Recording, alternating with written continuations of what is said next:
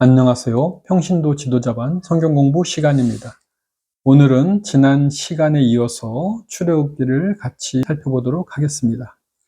평신도 지도자반이 수업 시간이, 강의 시간이 너무 짧아서 영상으로 보충하게 되었습니다. 같이 살펴보도록 하겠습니다. 먼저 출애굽기를 들어가기 전에 창세기를 정리를 해보면 우리는 창세기를 통하여서 하나님이란 누구신지, 그리고 인간이란 누구인지, 그리고 죄란 무엇인지, 언약 백성이란 누구인지, 이런 개념들을 함께 살펴보았습니다. 그럼 오늘 출애굽기를 통하여서 그 창세기에 나타난 언약 백성의 개념이 출애굽 400년이죠. 창세기가 끝나고 출애굽기가 시작되는 그 400년의 시간이 있었죠.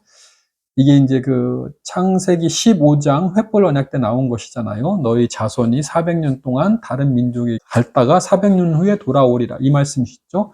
이 400년이 흐른 이 시점에 출애굽기 하나님 그 언약이 어떻게 언약 백성인 이스라엘에게 적용되는지 나와 있는 책인데요. 함께 살펴보도록 하겠습니다. 출애굽기 1장입니다. 출애굽기 1장은 새 왕이 나타나서 이스라엘 민족을 학대합니다. 새 왕이 왜 학대를 하냐면요, 이 민족이 반란을 일으킬까봐 두려워하고 근심하게 되는 거죠. 왜 그런 상황이냐면은 새 왕이라는 개념처럼 우리나라로 따지면은 고려시대에서 조선시대로 바뀐 것입니다. 그래서 우리나라도 마찬가지였는데 이 새 왕, 이 조선의 왕족은 고려의 왕족들을 살려두지 않습니다.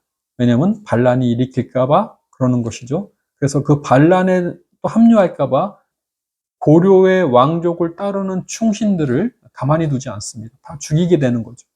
그럴 수밖에 없는 것이겠죠. 출애굽기 1장에서도 이 새 왕이 이스라엘 민족들, 즉 이전 왕조와 같은 사람, 셈족이죠. 이 왕조의 사람들을 두려워합니다. 더군다나 많죠, 숫자가. 이스라엘 민족들이. 그래서 두려워하여서 이스라엘 민족들을 죽이려고 합니다. 멸망시키려고 하는 것이죠. 자기 나라의 안정을 위해서요. 그래서 새 왕이 나타나가지고 펼친 정책이 먼저 노동을 중하게 하는 것입니다. 그래서 너무 힘들어서 이스라엘 민족들이 쇠약해지게 만들려고 했죠. 그런데 그 의도랑은 반대로 이스라엘 민족들이 더 번성을 합니다. 그 다음에 펼친 정책이 산파를 통하여서 남자아이가 태어나거든 죽여라 라는 정책이었는데 산파들이 왕의 명령을 이행하지 않죠. 왜냐하면 하나님을 두려워했다 합니다. 그래놓고 새 왕이 문책을 하니 이스라엘 민족의 여성들은 애굽 여성과 같지 않아서 건장하여서 산파가 가기 전에 아이가 낳았다. 그래서 죽이지 못했다라고 말을 합니다. 그러자 새 왕은 온 애굽 백성들에게 명령을 내려서 이스라엘 민족 중에서 남자아이가 태어나거든 나일강에 빠쳐 죽이라라는 명령을 내게 됩니다. 이제는 산파 몇 명의 그 어떤 감시가 아니라 모든 애굽인들이 이스라엘 민족들을 감시하는 사태가 된 것이죠. 이게 1장의 내용입니다. 그러면은 오늘날 우리는 이 출애굽기 1장을 통해서 어떤 것을 깨달아야 할까요? 하나님께서 오늘날 우리에게 무슨 말씀을 하시는 것일까요? 일단은 새 왕은 누구일까요? 우리 시대의 새 왕은 사단 마귀일 것입니다. 그러면은 이스라엘 민족은 누구일까요? 언약 백성, 성도란 얘기겠죠.